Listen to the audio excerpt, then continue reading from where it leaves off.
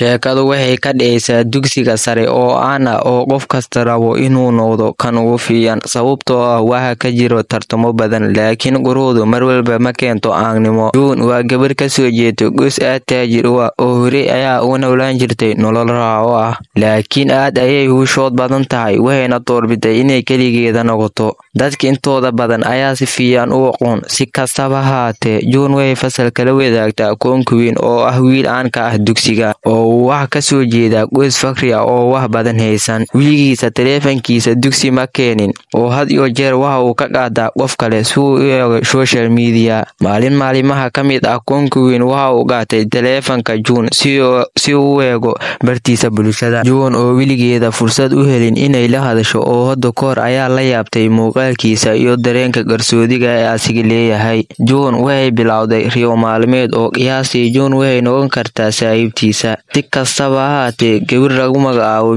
Pinkas ayaa June waxay ku oranaysaa adiga miyaa gabartii ugu dambeysay ee fasalka ka baxdo. June waxay ugu jawaabtay maya. Kadib markii ay arrintu humaaday waxaa fasalka soo galay Conqueen waxa uu yiri June ma antii ugu dambeysay ee fasalka ka baxdo. June run ahaantii aad ayaa ula dhaafsantahay sida ay u degantahay iyo sida ay u bislaatay. June waxay bilowday inay jeclaato in ka badan kii markii hore balse maadaama ay shood badan tahay Conqueen ayaa ugu yeeray magac qaldan taasoo ka dhigaysa inay yaro wanaagsan tahay iskuulka aangnimada in qof kasta uu dhigto uu leeyahay baraha bulshada ama uu isticmaalo app kaliya. Si kastaba ha ahaatee June iyadoo joogta boosteejada baska ayaa si lama filaan ah u heshay taleefan soo bandhigaya dhammaan siraha ku qarsoon aabka ay ardaydu isticmaalaan dugsigeeda.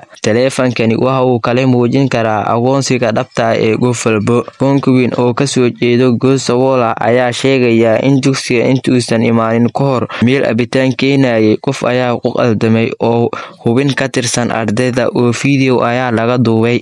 Si kastaba ha ahaatee June waxay rabtay inay Conqueen arrin muhiim ah kala hadasho. June oo hadda haysato taleefan sir ah ayaa muujinaya Conqueen in muuqaal laga duubay isagoo si xun u heesayo. Conqueen ayaa aad ula yaabay sababtoo ah waxa uu maleynayay inuu u tiriyay qoraalkaasi si uu u hubiyo in June aysan ina u sheegaynin. Waxa kale uu sheegay inuu u sameynayo wax walba oo iyada rabto laakiin June oo si qarsoodi ah u jeelay laakiin Conqueen oo hadda sirtiisa banaan ku soo baxday ayaa iyaduna doonaysa inay wax yar lumiso isaga. Si kastaba ha ahaatee June ay doonaysaa inay Conqueen uu u dhirto dareenkiisii qof walba hortiisii. Waxay doonaysaa in qof walba oo arko inay sameyn karto wax walba iyada oo rajeynayso inay tani ka dhigi doonto mid aana. June waxay kale ballan qaaday inaysan ina u sheegi doonin Conqueen videoga laga hayo. Conqueen wuu ku faraxsan yahay inuu u dhawaado June laakiin wuu dareemayaa xishood yar markii ay ogaaday beentiisii iyo arrimihiisii. Laakiin waxa kale uu isleeyahay sidee noqon doontaa marka wararka hanta ah laga yaabo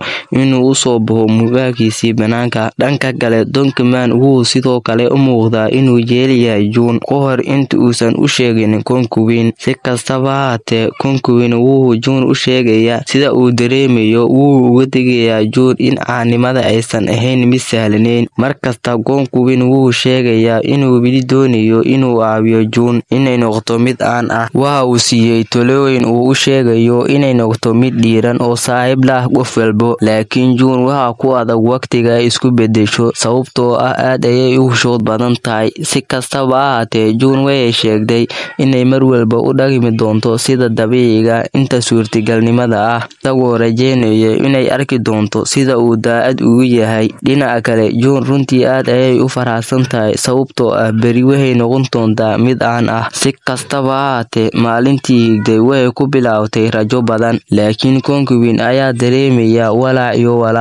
walwal iyo walaac wuuna hishooday sababtoo ah Conqueen wuu garanayaa sirta uu June u hayso. Kadib Conqueen wuxuu dareemay niyad jab nasiib xumo June iyadoo meesha meesha taagan ayaa mid ka mid ah ardayda biyo ku furay, balse Concubine ayaa isku dhigay biyihii.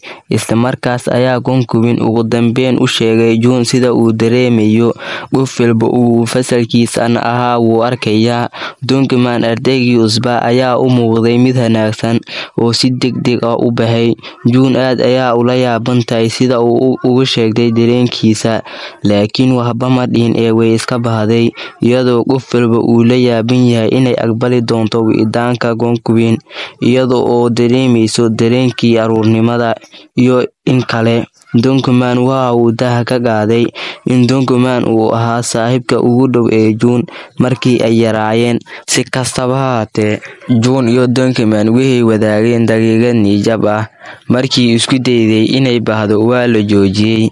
Markii uu Concubine yimid, waxaana lagu yiri tirtir muuqaalka isaga ku saabsan, waxaana sheegtay inay tirtiri doonto oo kaliya haddii ay dadku bilaabeen inay u arkaan ardayga caanka ah oo dareemaysa inay ku dhegan tahay iyada.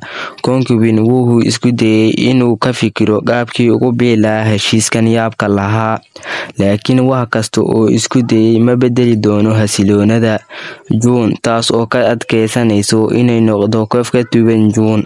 Waxay dareemaysaa murugo run ahaantii, sababtoo ah wax kasta waxay u muuqdaan kuwo aan suurtogal ahayn in la hagaajiyo. Kadib markii uu dareemay daalka ka dhanka ah cadaadiska, Concubine ayaa go'aansaday inuu June u sheego waxa uu dareemayo walaac, sababtoo ah waa inuu sii wado beenta ku saabsan ka mid noqoshada K-pop. Markii ku soo laabtay dugsiga, Donkeyman hubinta dhabta ah ee K-pop wuxuu bilaabay inuu muujiyo inuu jecel yahay June.